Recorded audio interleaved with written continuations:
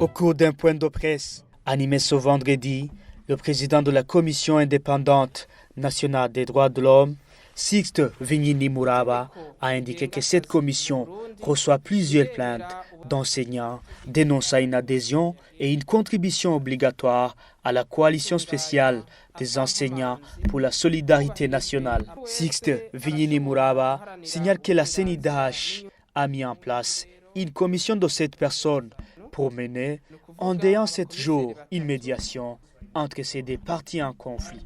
La Commission nationale indépendante des droits de l'homme continue à recevoir des plaintes de la part de certains enseignants qui indiquent qu'ils sont contraints d'adhérer par force à la coalition spéciale des syndicats des enseignants pour la solidarité nationale, COSESONA en sigle.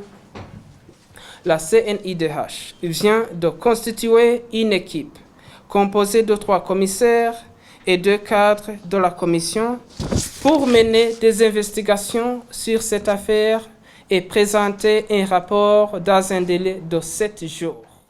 Le président de la CNIDH s'est aussi exprimé sur le cas des syndicalistes Antoine Manouma, leader du syndicat CGPBU, et Gérard Nyongabo, président du syndicat CEPEDIC, emprisonnés depuis 2 jours.